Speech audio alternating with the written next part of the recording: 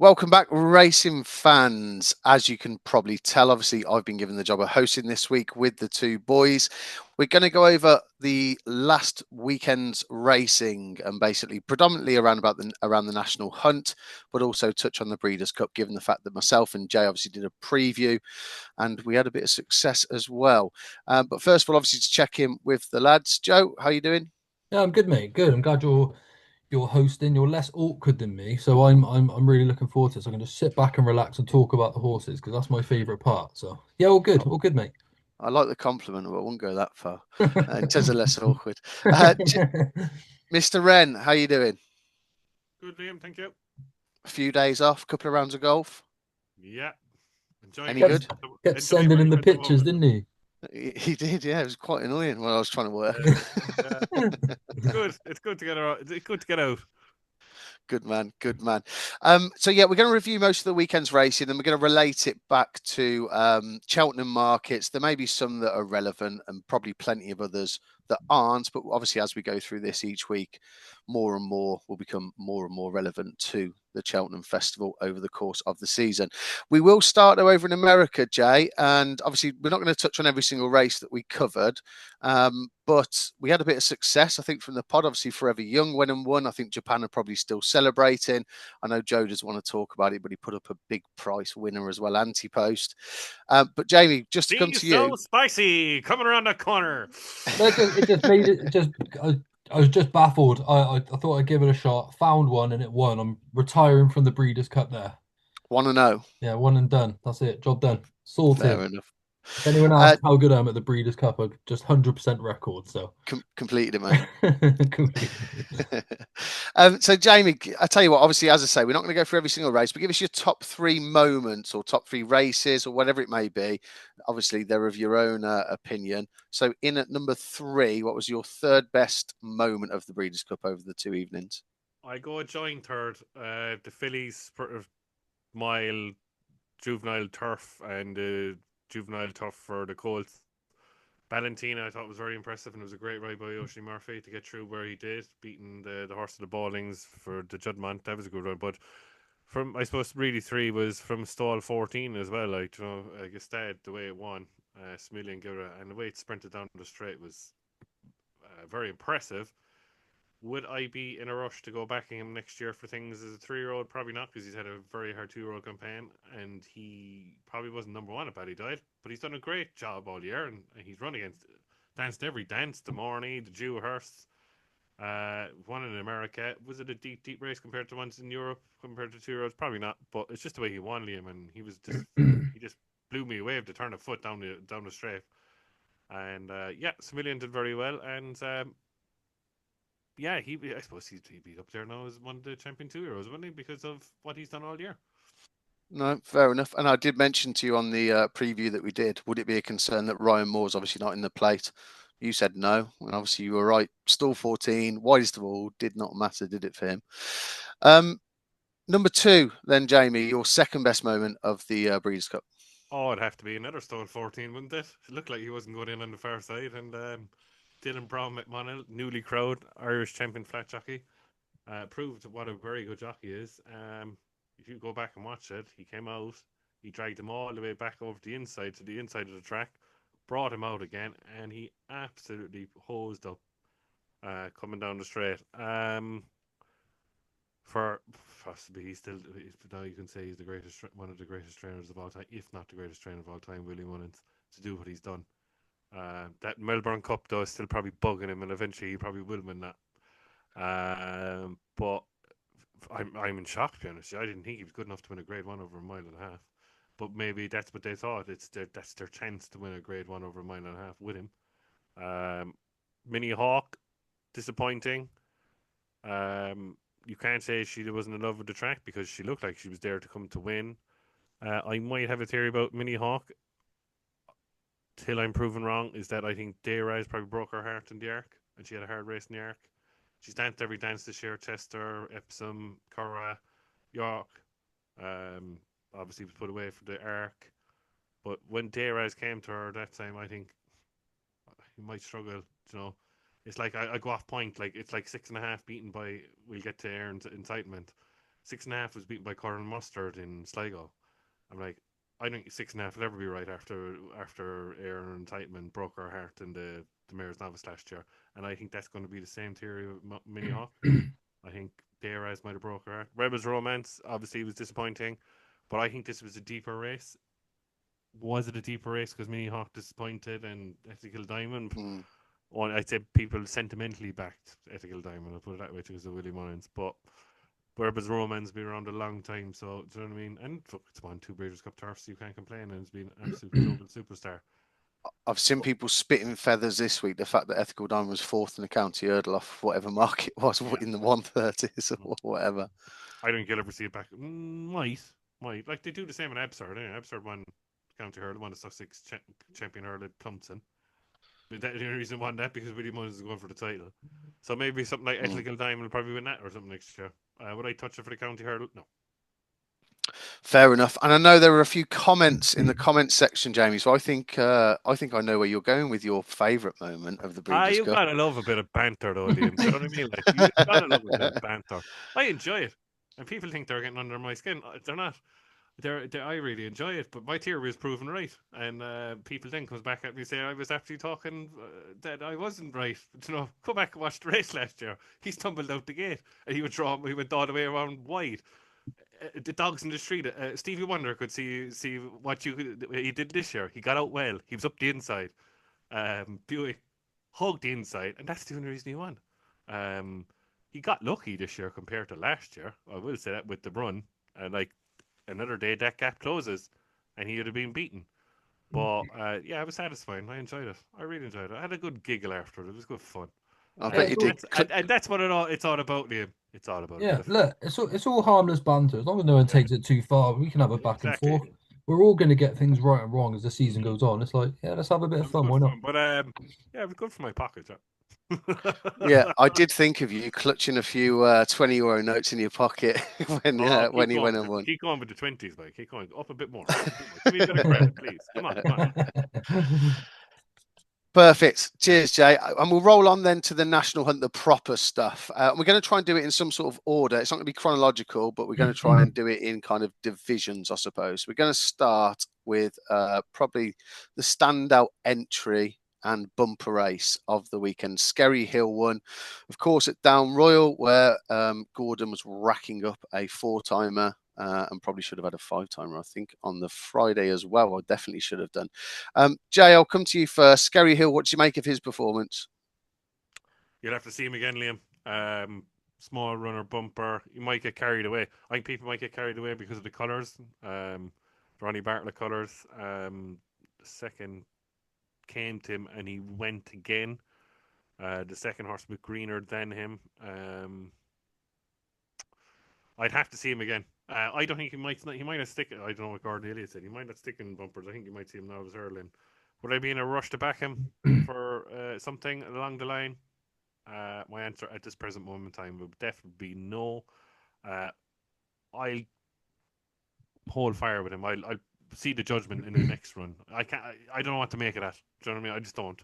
That's just me.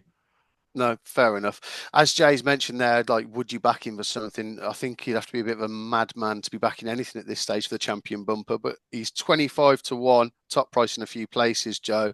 He was a bit green when he hit the front, but did then extend and put a fair bit of distance between him and the rest after the, as he kind of went through to finish off the race. What did you make of the performance? Would he even be on your radar at that sort of price for the bumper? As Jamie's mentioned, he may even go over hurdle still. I mean, first of all, I don't play in the bumper this far out anyway, so he wouldn't be on my radar with regards to that. But these big money sort of point-to-point purchases always take my interest because I like to see how they get on. Now, there's a few interesting points here about Skerry Hill because he's by order of St George. He's a real popular sire. You'll hear a lot about him this season as a sire coming through, and he's out of a Fleming's Firth dam as well. So that's stamina and stamina and stamina and stamina. Now, he obviously won at Farm Clafley his point to point in pretty good style, to be fair. He won by 8 lengths, and you've got to take that with a pinch of salt, but he showed some nice attributes and all of that stuff. Now, for this weekend, he obviously made his debut over 2 mile, 1 furlong, and I was actually close to taking him on with a horse called Chichester Park because That was a horse that had actually been bred for speed. And Skerry Hill, like I said, is all stamina. So you just think this is a 3 miler, 3 miler, 3 miler. I didn't take him on and I didn't back him either. I just watched the race. And like Jamie said, a few of them were really, really green. But what was impressive, like Jamie said as well, he had a good look around coming towards the final furlong and more. Didn't really know his job, didn't really know what the task at hand was, but he did continue to find and find and find. So I'd say that was quite impressive that he did knuckle down and get the job done. The only counteractive argument to that is the horse that I thought may well have beaten him, Chichester Park, didn't really show at all and ended up finishing out the back. So I'm in agreement with Jamie. It's hard to figure out where you'd put him for now, but he's clearly a talented animal. But I wouldn't go rushing to back him sort of Ante-Post now. Just hopefully he's gonna be a slow burner and he'll probably get better as he goes out and trip. So yeah. No, completely agree. There's nothing for me to add whatsoever. Staying again in a division that's probably pretty windy at this time of year. You won't find many Ante-Post bets flying around from us three for sure, I wouldn't have thought. But the juvenile division, Monge Tout, who was obviously one who was really well thought of. And I remember, Joe, you coming off the initial call with Gordon, you saying, when he just has that kind of glint in his eye. Yeah, And that was it. I think he can give it away with his mannerisms a little bit, Yeah. can't he? I suppose tell people a little bit about that, Joe, and the performance and what you made of her. Yeah, I mean, she made her debut by winning at Compiègne, and it was by about 15 lengths. So any horse that wins by that far is obviously going to sort of pass the eye test initially, anyway. What was interesting is that Gordon said he was actually there for that weekend, so he actually watched her firsthand, and themselves and Robcall made the bid sort of there and then to snap her up. She looked pretty flashy, won nicely, but it's hard to obviously figure out what depth that form has sort of at that early stage. But everything at home and what Gordon has said when we had him on the podcast, it sort of suggested that she's forward enough to race. She's hardy enough, so she's basically ready to rock and roll. She just got a little bit tired late on, but I don't really mind that, to be honest with you. It's a juvenile coming over from France, first attempt on sort of some Irish, pretty testing conditions. Jump well, and she did find again. Look, she probably isn't going to be a standout for now. You're going to find much better performances on debut, but I wouldn't give up on her. She's clearly a talented animal. She's probably just going to progress through the season. Probably needs a little bit of quicker ground, or maybe to run in some against their own sex. That might help her out a little bit, I'd say. But yeah, I wouldn't give up on her for now. But she wouldn't blow you away at the same time. No, fair enough. Jamie, watching the race, I wasn't sure whether Jack Kennedy was waiting for company as he kind of turned the bend. He almost let Wizard of Odds come upside him, and then she kind of went again. What did you make of the performance? She's taken a bit of a drift in places with regards to the Triumph after being awfully short, given that it was all whispers. But yeah, what did you make of the performance, and would she be on your radar? Did you want to see her again with a view to backing her for the Triumph? Well, I wouldn't be backing her for the Triumph, but I was impressed because even regardless of the second, was it jumped to second last and went through a Wizard of Odds? She went again. It looked like slow motion, but she went too quick for 1.6 miles, and her stamina kicked in. Gordon Elliott said afterwards that I made a massive mistake. I should have put the hood on her to settle her. She had a hood on when she won the 15 lengths in Compiègne in France, so the hood would be back on. And I know I'll back her next. I think she'll win the Grade 3 juvenile on Bar 1 Hatton's Grace weekend, the day of all the Grade 1s with the Drinmore, the Royal Bond and the Hatton's Grace that day. There's a juvenile race for it. She'll be definitely going there. Ground won't bother me about the ground, really. I think she just needs to settle better. What she's beaten down the line is definitely a question mark. But like that's my early season target with him, Liam. With her, sorry, Liam. After that, would I see her winning another race? Probably not. Do you remember the last talking horse that came out of France for the juvenile division that wore a hood? Willie DeHool? Oh, Willie DeHool. That'll be the one. Yeah, just thought give him a mention. I'd definitely back her that day. Even if Mullins turns up at one, I definitely back her that day at Hatton's Grace Day. Oh yeah, I'm certainly not suggesting they're in the same spheres at all. I think that I think there's more to come from her, certainly. We'll move on to a division which I think you potentially could have a little bit more of a look at Cheltenham markets about. Novice hurdle division. I was really impressed with this performance, albeit the horse came down. The Flying King obviously came down, and then the other Elliott runner was then impeded and brought down essentially. Joe, first and foremost, obviously, I know you've got a half decent relationship with the KDTA boys. Is the horse all right coming out of that race? Yeah, absolutely fine. Yeah, absolutely fine. I was worried at first because he took a hell of a fall, to be fair to him, Yeah. but no, absolutely fine. So that's obviously the first and most important part. I really like this performance, Liam. No bias in this as well because he's just a horse that travels. He actually jumps really well. I know he came down, but he sort of just stepped at it a little bit at the last. And did he sort of step at it a little bit? Yeah, he did. He sort of stepped at the last little before he came down. But everything up until then is just everything I like to see in a nice stayer. You know, he found the ground no problem. He ate through the ground. In fact, he found it, he quite enjoyed it. But faster conditions probably wouldn't be an issue either. Jumped well, travelled well. And he's got a big engine. The form of his bumper last year is working out really, really well. There's lots of winners coming from that, and he was right up there with the winner. And there's a lot of horses behind that have gone on to big things. So yeah, I wouldn't give up on the Flying King. I think this is a nice horse, and like thankfully he's come out of that race nicely. And Jack actually said after that he was only sort of doing a half speed on him most of the way. So he remind. Unfortunately, we had one we lost a few years ago called Ginto, R.I.P. But he reminds me of him very much. Like he's a really strong traveller, just finds racing easy, and it means you're probably going to get the best out of them as well. Like he's settled, he's a good horse. He's a good horse. This I think. Yeah, That's almost as if you've kind of downplayed him a little bit, but also then bigged him up with that sort of comparison. He was sent off yeah, favourite for the Albert Bartlett, wasn't he? I think. yeah. He Yeah. was a very he had the potential to be a really nice horse. I think Ginto. He was proper, you know. And like I said, the Flying King, he's actually got a little bit of speed, but he's just going to stay and stay. So yeah, like if anyone would like to have a bet on him for the Albert Bartlett, I think he's still about 50 odd to one. That is not a bad punt at all. It's actually worth considering. I think, to be honest, good horse. It's a good horse. I really liked the way he jumped Mm, through the race. Obviously, other than the last, he hardly yeah. touched the twig. And you mentioned obviously 50s, Joe. He's been clipped in for falling at the last. Oh, He's top okay. price 33s now across the board. Jamie, would that Mm. interest you at all? And what was your overall opinion of his performance? I doubt you're taking much else away from that field, are you? No, you'd have to see him in a stronger field first. Anyway, look, you can't be but impressed, but he was a little bit green coming down to that last. And he saw, obviously, Kennedy saw a stride, the horse saw a stride. He came up well, but then he just clipped at the end, which was unlucky. Where to next? I possibly would like to see him at Limerick at 3 miles at Christmas. The race won by the Big Westerner. Faheen's won that in the past. Over 3 miles. He's definitely a good novice chaser for next year. He's a big, huge horse. And I'd say whatever he does over hurdles would be a bonus. Would I be in love with him for an Albert Bartlett at the moment? A lot of people seem to be. Not me at the present moment, thanks. Albert Bartlett is a funny race, as we all know. But yeah, I'd like to see him again, and maybe possibly Cork. Sorry, not Cork. Sorry, Limerick at Christmas, and I'll judge him more then. Do you know what I mean? Maybe the greenness will come out of him a bit, and he'll jump a bit, not a jump a bit straighter. It's just keep straighter on the track, Mm. really, and that's what really maybe cost him, really. But is the field deep? No, that's the worrying problem for me. But look, you can only beat what's put in front of you. Yeah, absolutely. I thought it was a good starting point. I was really impressed.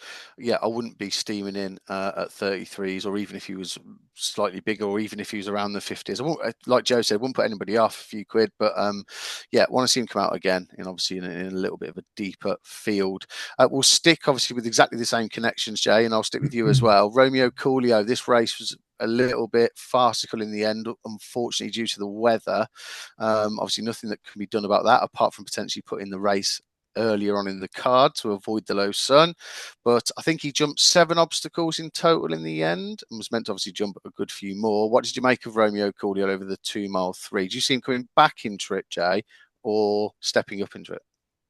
He'll come back in trip, but he should go up in trip because I think he's a stair. Um, he kind of stuttered, not stuttered, half stuttered. I put it this way, into the first couple, and he got better as he went along.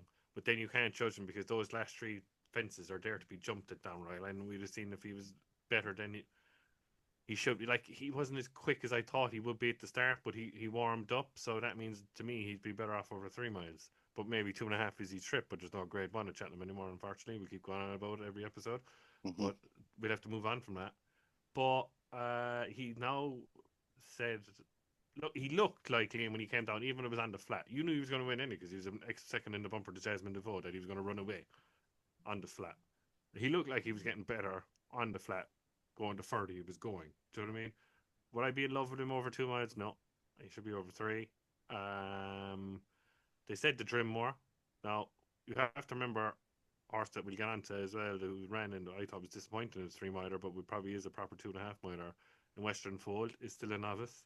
So that he's rated 157. He'll be going for the trim more. So would Romeo, Coolio, and a horse I like of Henry the Bromhead, who I thought was the most impressive beginner's chase winner at the moment I've seen so far, in July Flower, who won at Limerick. They're all going Drimmore. We'll see how good he is then, and leave it. Jamie, remind us, when is the Drimmore? The first weekend of December. Okay. Hatton's Grace weekend. Bar 1, Drimmore. I'm hoping that one of those doesn't go to that race, but I'm sure we'll touch on that at another time. Joe, third in the betting for the Arkle, currently Romeo Coolio. I saw you replying to somebody recently on X with regards to the fact that he is going to stay. He's going to revert to the minimal triple, or the Arkle will be his target for now. Do you think that will change over the course of the season? And what did you make of this? No, I think he's absolutely Arkle bound. I've been of the opinion that he's a 3 miler for months and months and months until I saw him this weekend. His jumping is dynamite. People, I think, are really over exaggerating things here, saying that all the fences were omitted and this and that. Bar the one that he got in a little bit close, he put himself right and got over. He was absolutely dynamite. He's got a high cruising speed. He may not have a massive turn of foot, but the Arkles are just run so fast anyway. This is just about cruising speed, good jumping, and he's certainly going to stay up that hill. I think he was absolutely dynamite. He deserves to be where he is in the market now. I know, again, people didn't like it when I said this is advantage Romeo Coolio now, but that sets a standard for me. That is the line that someone now has to beat. So it's up to Kopech now to see what he can do. But tell you what, he's going to have to be a good jumper of a fence because Romeo is a good chaser. This is what they've been waiting for years. Like when he was a bumper horse, when he was a novice hurdler, it's like he's going to come into his own over fences. He looked amazing in his coat and physically as well. I loved how he looked. Like, dynamite, Liam. Dynamite, this was. People are too quick to write him off. No, fair enough. I like the bullishness. I think, but ultimately, if that 2.5 miler was still there, as Jamie's mentioned, I think that would potentially be his target. I thought his jumping definitely warmed up and he got better throughout the race. And it'd be interesting to see him put a full round of jumping together. Joe, I'll stick with you because we put this into the running order. Of course you can, Jamie. It's not got against Romeo Cooley or anything like that. I thought, and I'll just make a point on this, to be honest with you. When you were watching it the weekend, half these jumps you couldn't see because of the bloody drone they were doing. That has to stop. Like, that drone crack as well. It's really off-putting for a punter. It is. It's totally against your exchange rules. Like, you're trying to back a horse in running, and the bloody camera is a mile behind the other way. You can't even see the way they're jumping. And the one he stepped at, you were sort of looking at it face on. You didn't have a clue what was going on. I think it's ridiculous and it needs to stop. Right, rant over. No, got to get it out, Jane. That's what we're here for. Get it out. Absolutely. No, fair enough. We're going to move on and look at the Mares division, a race you wanted to touch on because I know that Bacchanalian was a horse that you were very keen on for people to follow and was obviously one that you were following, Joe, throughout the season. Obviously ran today. So we'll start with yourself, mate. What did you make of this? Obviously, air of entitlement in this race as well, both be. Yeah, I mean, interesting sort of betting market just before the off. Air of entitlement drift, Bacchanalian drifted, Canesborg drifted, and then Fad Perfections, whatever he was called, went from 12 to 1 into 13 to 2 and looked like the fitter horse in the race. I was really disappointed with Bacchanalian. My horses to follow list is something that I take quite serious every season, like my Irish and my British ones. I do take it quite seriously. So I like these to go well, but I just thought he was really disappointed because look, he drifted in the market, and okay, he's a 4-year-old stepping into open company. But from what we saw last season, he was just a shade of that today. He looked quite fat as well, and he's had about 10 entries in the last sort of 3 weeks, and sort of not made any of them. So I just a bit bemused to why he runs so poorly or why he wasn't race ready for something like this today with their younger horse coming in up against the older horses because now they're on the back foot. I think immediately. I think when you've got like these juveniles, even with novice hurdlers, if you start your campaign poorly, or by running them unfit, or finding them, really struggling in the ground or the opposition, to get them back to where you want them to be or where you think they can be, I feel like it then takes another 2 or 3 runs. So I feel they're massively on the back foot now. I was really disappointed in him. Last year he won at Nace. He beat Mercier, who obviously bolted up at Aintree, and then he won the Grade 3 next time out by about 11 lengths. It was back at Nace, and really like Nace as a track. If you can win round Nace and stay strong up sort of like that stiff finish, you're a pretty good horse. But I actually found it quite frustrating, which is unusual really, because I'm usually just let it go. It is what it is. But I found this one quite frustrating that he turned up to me in what looked like real unfit condition, didn't look happy. Did you feel as if this race was used as a piece of work kind of thing, Joe? They hadn't managed to get the Yeah, work into him, hence why they kept withdrawing him out of the entries he did have. And yeah, this was almost a piece of work, and he shouldn't have been there. possibly that. But like I said, because he's had all these entries over the last 3 weeks, and I've got him in my track. I've been seeing all of them come up, all of these good opportunities, and they've waited instead to take on the Mayor's Novice hurdle winner, Keynesborg, who was second in the Persian Moor race fit ready. I just feel it's like a really poor effort from Connections, to be honest. So not afraid to say it, if you know what I mean, at the same time. So look, I take my horses to follow list quite serious. I found the new Lion, for example, and he was a bump horse before he jumped to hurdle. He went on to good stuff. So I like to find good horses, and I put him on the line as my number one. It was just really disappointing him, and I didn't look like he liked the ground yet last year. He thrived in it, so we don't know what to do now. The only interesting point is, sorry, I am ranting here. No, go Is on. that he's by a sire called Sayuni. Um, Sayuni is 0 from 18 with horses over 2 mile 4, but over 2 miles it's much better, a lot higher sort of ratio. And they've got this juvenile who beat Mercier, got this one, then he pulled away in a sprint in the Grade 3. Like, why have they sent him so far up in trip? The whole thing just doesn't add up to me. And I'm no trainer. I'm sure they know best, obviously, but things didn't make sense to me there. Did you kind of have expectations, mate, at the start of the season of what you'd hope for him to achieve? I'm just saying that from a sense that obviously it's very difficult for these juveniles coming out of juvenile Yeah, company, isn't it? sure. So kind of where did you feel the ceiling was for him? Are Well, they just going down the handicap route, and is that kind of not? well, look, if they put Mercier went on and won that graded race at Aintree, I'm like, so to me, Declan Queally had a graded horse here in the making. It's just like, but again, you like to find them the right opportunity so they're not out of their depth straight away. And not only was he out of his depth, he was in like this real deep condition, which he clearly didn't like today and looked a bit unfit. It's like it reminds me of running a horse in the Betfair Chase, like Grey Dawning with Dan Scowen. Like now I'm like, they were straight on the back foot. They did a lot wrong probably for that race. They probably admitted themselves, like because of the ground and stuff. And that's exactly what I think's happened here with Back and Allian. So I was all over him, and I thought his ceiling was wherever it wanted to be, really, but not really sure now. So frustrated, Liam. Like I said, I don't usually get frustrated about stuff, but this one has. It's Yeah, no, frustrating. fair enough, mate. Let it out. Let it all out. Jay, did you have much of an opinion on this race in particular? I don't personally, but I'm not sure if you got anything to add. Yeah. With Joe here, like, what were they doing? Putting him in here? I said a load of injuries. He probably needs a fence, Liam. He's a big horse. He's probably unfit. Wouldn't judge him to these next race. These things happen. But look, your leveler is Keynesborg, and that'll tell you. Like, you know, but like, look, Keynesborg has been running in the summer, so soft heavy conditions never going to suit him. Be a bit worried about the Persian war form now, wouldn't you? With Keynesborg, who I thought was no good anyway, and he's coming over. That's true. Stick to That's the true. plan. Do you know what I mean? Like, Yeah. where now Alexei has Frank the Form with Celtic Dino, and they've Oh, put so a you're thinking great with hurdle I'm sort of thinking thing. great with hurdle now, I so see. I don't Yeah, yeah. know. I'd have to think about that. But look, the only thing is that you might have to take Keynesburg with a pinch of salt because of the ground today. Air of entitlement was never. It's only just a seasonal reappearance. Would I be in a rush to back her for anything for Mayor's hurdle? Oh God, no. Because of what happened to 6.5 last week at Sligo with Colonel Muster, couldn't beat him. That's the end of 6.5 in my book. Yeah, it was just a run of a mill race. I'm taking any else to be honest with Fair enough. We'll move on to. I won't call it the Mayor's division because obviously the champion hurdler Mm. was obviously in here in a 2-horse race. And I looked at this on the weekend and I thought, well, 2-1 represents a 33% chance of winning.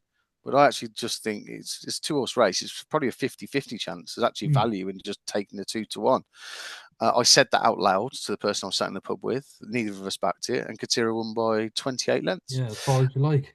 Yeah, Golden Ace, it then came to light she wasn't quite right. Jamie, I'll stick with you first. What did you make of Katira's performance? She's as short as 14-1 for the mare's hurdle. I think I know your answer because it'd be the same as mine. You won't be going anywhere near it when Lossiemouth's going to win it. But what did you make of Katira as a whole? And of course, obviously the champion hurdler, we can't leave her out, Golden Ace's performance. Stopped too quickly for my liking. Obviously, they found something wrong. Katira, we won't finish in the first 3 in the mare's hurdle, so forget about her for that. She might pick up a race in England somewhere when there's no one around. It just goes to my case that Dice Sardinas would have won this race, but it's mouth open. For a Dice Sardinas to say that, for me to say about Dice Sardinas, who I've been stung by plenty of times in the past, would have won this race easy. Because Katira doesn't even look like it ran properly to the line. It looked like Cheltenham was trying to say she was, but she didn't really. Because if you look back, he was at pains to keep her going, in a way to like, just like are you going to mark up that race for targets in the future? No. And I'll make another statement: Golden Ace won't win a race this season either. Jamie, you took that out of my mouth. That was literally what I was going to say. But Dice Sardinas would have won that race. But where'd you put Dice Sardinas now? Is the other side of it. You'd have to find a handicap for it now because I think that race was there for the taking. Move on. Joe, what about yourself? Obviously, a little bit disappointing from Golden Ace, and I'm in agreement with Jamie. I think she will struggle to win a race this season, which sounds a little bit mad. And all credit, I'm so all for connections, rolling the dice. You take your chance, you make your own luck in life, and it's brilliant the fact that what happened last year for them. But yeah, I'm in agreement with Jamie. Are we barking mad? No, yeah, you're right. Yeah, it's just a shame she stopped so quickly, isn't it?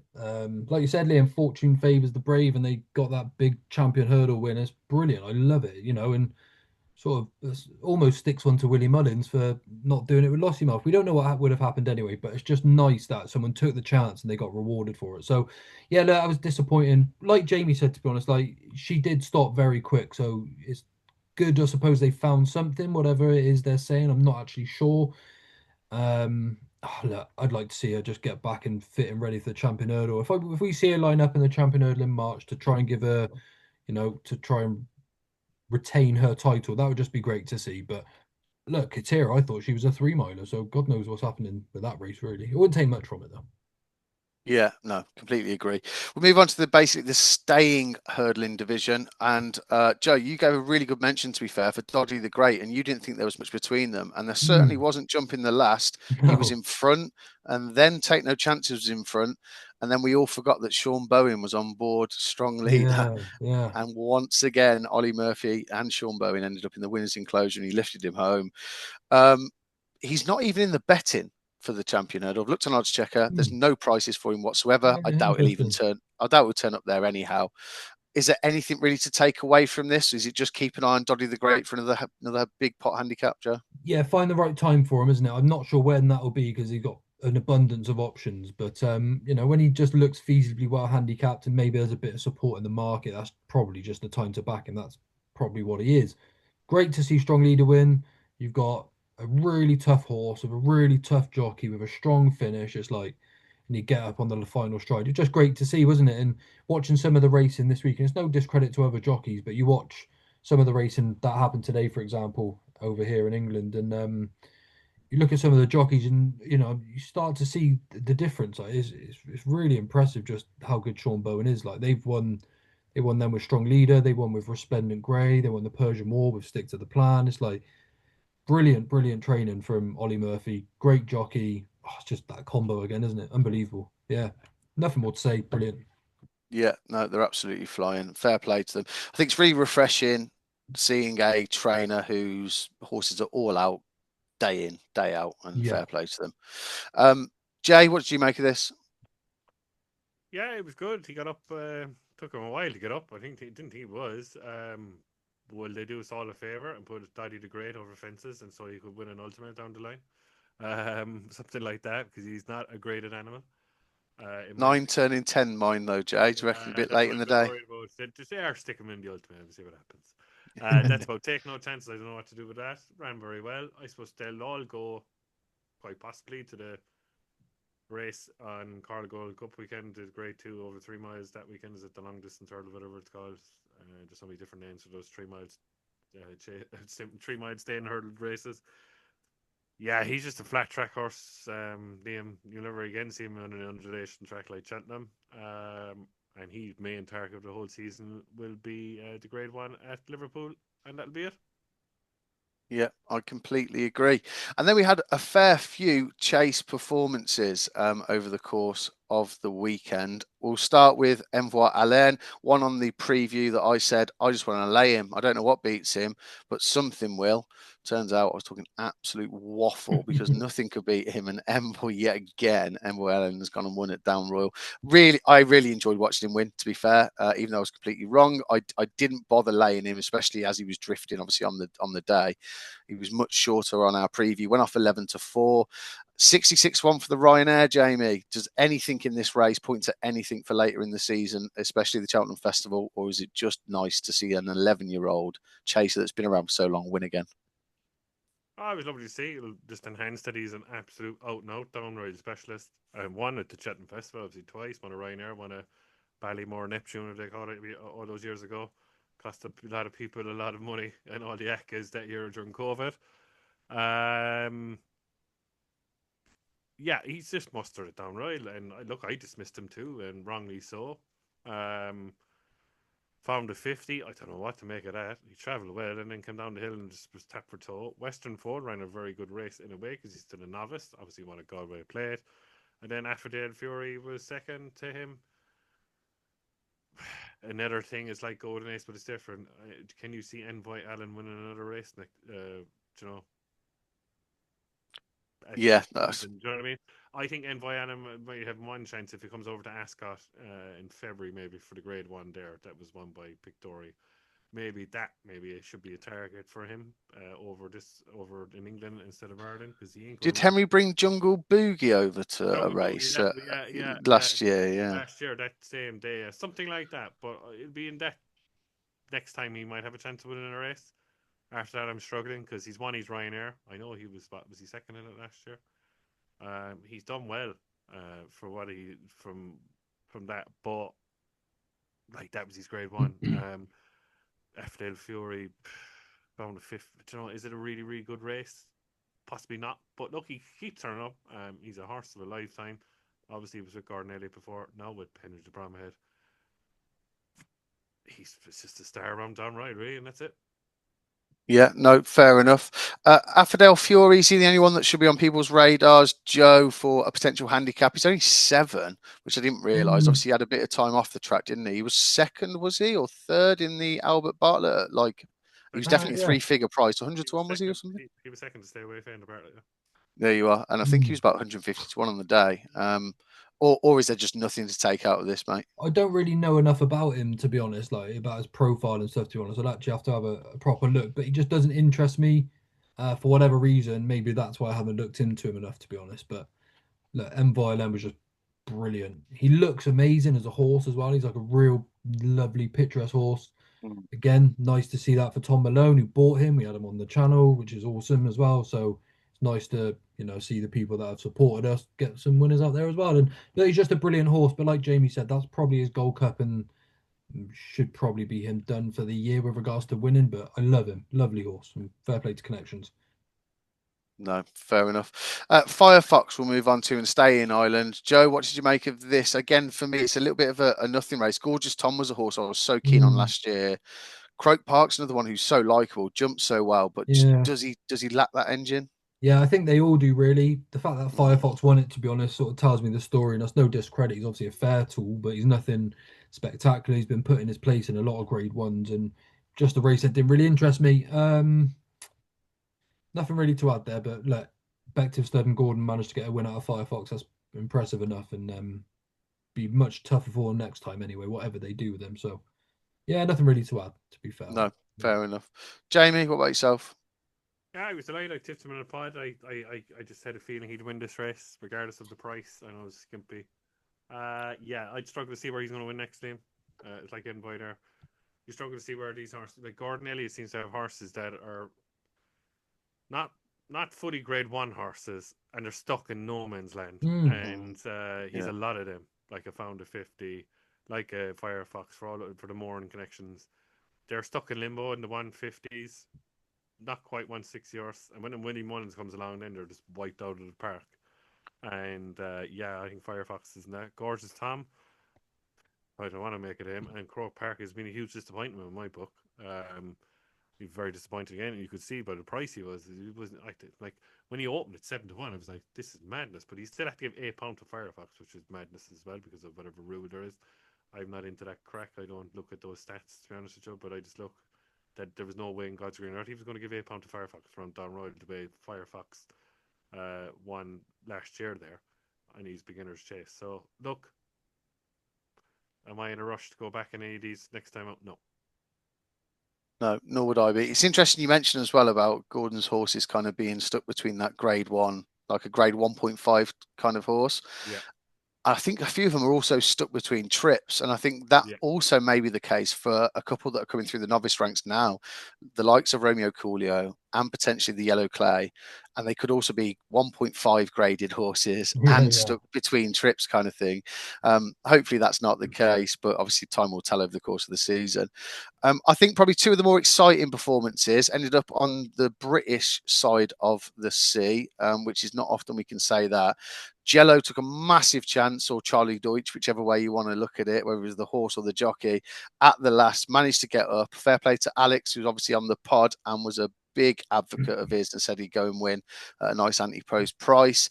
And then I suppose we can group it together a little bit with Resplendent Grey.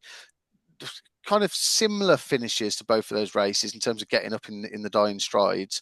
Which one were you more impressed with, Jamie? We're spending Gray because of Why? the trip. The trip because he won at 3.5 miles in the Whitbread. Sorry, the Bet 365 goal, whatever it's called now.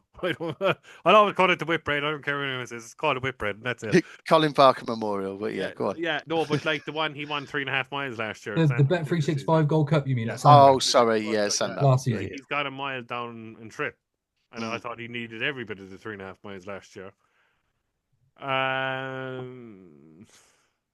I was disappointed away in the handstands, but then that's not his trip either. You know, but the only reason I was disappointed with the handstands is that he was beaten by a horse that won over 3.5 miles, over 2.5 miles. So there's a bit of a catch-22 in it. Mm. Do you know what I mean? Yeah. We're spending Gray off 153, I think, for the Carl Gold Cup. I couldn't put anybody off, but I'd be worried about him around Newbury if they go very, really quick. And he, Jay, I'll ask you this, and then I'll ask the same of Joe. Resplendent Grey, where would you rather back him if you had to back him for one? The Betfair, because he's still in the Betfair chase as of today. The Coral Gold Cup, the Gold Cup at Cheltenham, or the Grand National? the Grand National. That's just me. The Grand National. Fair enough. He's tailor made for a Grand National. Because if you can win over 2.5 miles, like he does, like he did the last day, Good point, yeah. you're in for a Grand Nationals now. Because you have to keep up with the pace early. And if you can keep up with the pace early, no, I'm being hypocritical there, saying that when you keep up with pace and a fast paced Hennessy Coral Gold Cup, that's a different type of race. Do you know what I mean? Do you know? Mm. That's where, not cribbing it, and I'll make a small point, off point, is that's why crib racing IQ data. Because you can't judge a race before it. I know you're judging it afterwards, but all different races are different on a different day.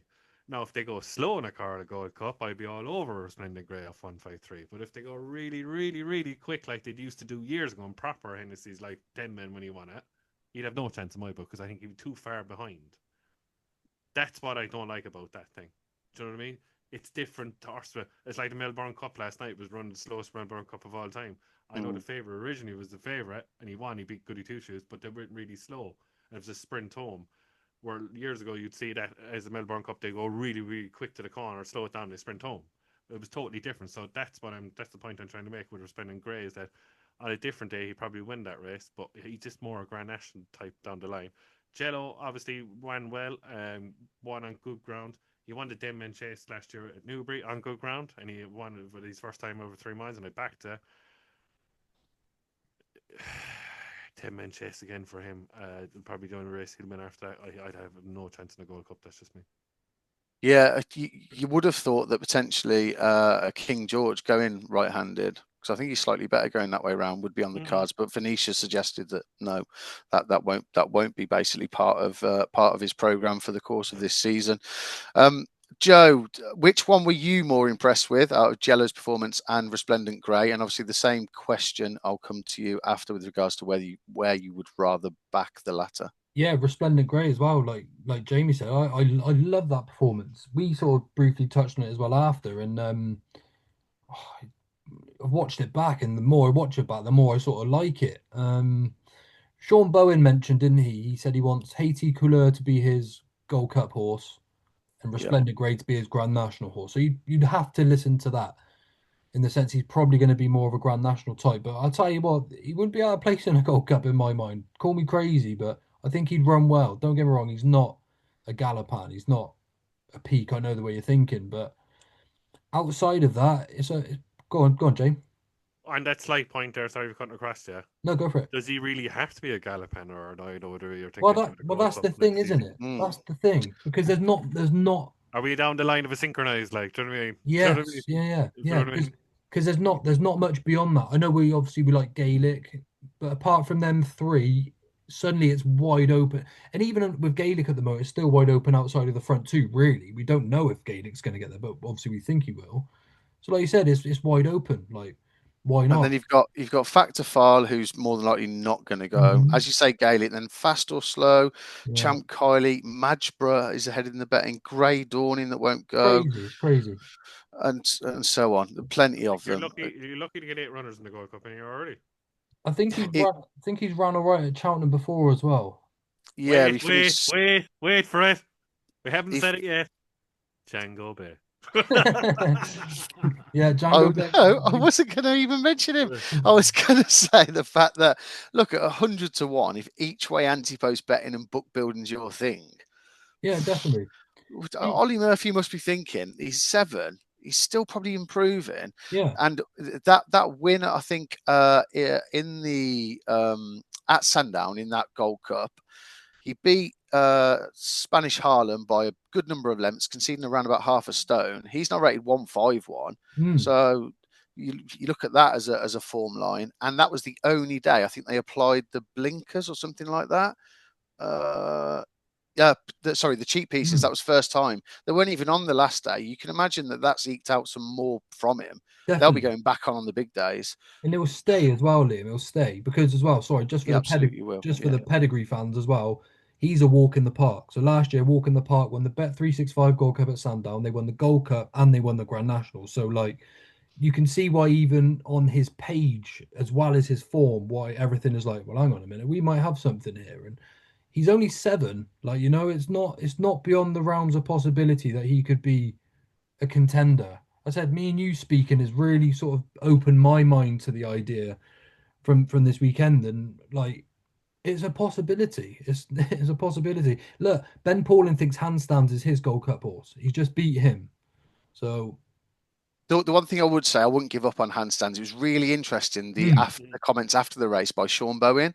So Sean Bowen basically left Handstands out in front by himself. He said, I could see the horse kind of looking around and becoming distracted. So Sean just wanted to mug him. Wow. So he managed to time the race. I didn't realise that. I just thought those comments were absolutely ridiculous in terms of tactics and being able to process all of that whilst jumping fences at 35 miles an hour. Yeah, sure. And he basically wanted to just leave Handstands alone and just mug him at the end. And obviously he did exactly all of that and to perfection. Yeah. So I think it was the fact he was probably first time up after how many months off, Joe? I know you were keen on Handstands. I wouldn't lose faith is kind of my point. He needs it soft for Handstands. Like, he needs it very soft. That's the only thing. But again, that's why, since us talking now, I'm like, oh, well, maybe you're right, because Resplendent Grey could probably handle any ground as well. So, and he was in receipt of £2 from him. Yeah, exactly. And look, no one was talking about, I know the way you're thinking, as a Gold Cup horse this time last year. This happens a lot. And like Jamie said, if we got a synchronized year, He is the sort. He is the sort. And like you said, imagine if Resplendent Grey wins it with Sean Bowen. People look back and go, "Of course, Sean Bowen was going to win the Gold Cup." Do you know what I mean? There's even little things like that. Yeah, yeah. Don't be put off by the fact he's not in Willie Mullins' yard or he's not with JP Silks or whatever. Go on, James. Shut me down. Yeah, I just checked there. I goes, how well handicap off now 147 is Lombron for Willie Mullins, and how good is how well handicap is High Class Hero off 149, and Spanish Harlem's won a Kerry National and Resplendent Grey's come back as well, and they were the first four on that Bet365 Gold Yeah, Cup. yeah. I'm It just makes it thinking. even more I'm just impressive, thinking doesn't it? out. I'm just thinking out loud because High Class Hero is better going right-handed. Yeah, that could be my bet for the Tayestes already. There you go. Then you got There you another are. person for the Tyestes as One well. for everyone's tracker. Yeah. Yeah. Yeah. Can I just mention one in the race as well with Resplendent Grey and handstands, just in behind, two lengths back of handstand, so only less than 3 lengths behind the winner was Holly Grove Cha for Jamie Snowden. She actually won the Grade 2 Jane Seymour last year and was brilliant all year until sort of Cheltenham. Really, I just think she's worth a mention. She's only off 126 going into that. She's going to go up probably a fair bit, but she's a And if nice I, horse. sorry, Joe, I was going to say, if I recall correctly as well, I think Jamie basically put the blame at his own door for taking her to He Cheltenham did. as Yeah, well. that's right. Yeah, So yeah, I'd put a line through that straight away. definitely. Yeah, she's not a bad mare whatsoever. Jamie with the TSD shout as well, like. Always thinking ahead. Yeah, happy days. If we've nothing more to add on those races, boys, we're pretty much rounding it off. But what I will do is just come to each of you. I'll start with yourself, Joe, for your best performance of the week. Yeah, look, people aren't going to like this, but I like what I saw with Romeo Coolio. I think if you read between the lines a bit more, I think he's a pretty damn smart horse. Very happy with that. Very happy. Happy days. Jamie, what about you? And you can't pick something from the Breeders' Cup. Ethical. Oh no! Notice mistakes. Sorry, did I get that right? Not really stood out for me, Liam. I suppose it would have been the standout. Would have been the Flying King. Yeah, well, if he jumped the last low, they're there to be jumped. At the KTDA. After that, no, I'm struggling to be honest with you, Liam. As a performance to begin, Ethical Diamond. Yeah, fair enough. At the moment, yeah, it's just early doors, yes, early doors. Yeah. It is. We're only really getting rolling, aren't we? For me, it'd be Resplendent Grey. I was really impressed with that performance, as the boys have mentioned, over a trip that would have been far too inadequate for him, and still managed to get up. Evidently, a brilliant tactical ride by Sean Bowen. Can I counteract Joe, though? As we mentioned the Drimmore earlier. You can, yeah. Romeo Coolio struggled to give weight to July Flower. Oh, I don't like that, man. I'm not a fan. Job done. Not a fan. I was impressed. Yeah, we'll have a pint on it or something. Well, yeah, whatever. A vitamin C on it. All right. yeah, we'll do that. No, sorry, we'll have a vitamin C on it. Yeah. Body and cokes all the way. Happy days. That's a good place to stop then, I think, lads. Obviously, we've got coming up our weekend preview tomorrow. Obviously, today being Tuesday as we're recording, so that'll be on Wednesday. Thursday is the first of our Ante-Post series for the Cheltenham Festival, so we'll be coming to you with obviously selections over the course of the next few weeks for that. As always, if you could all please like and subscribe if you haven't already, and get your comments down below in terms of what was your best performance or favourite performance from the weekend, and obviously anything you agree or disagree with us. Obviously, thanks for the boys for putting me in the host seat. I hope you've enjoyed it, and we'll see you again the next time.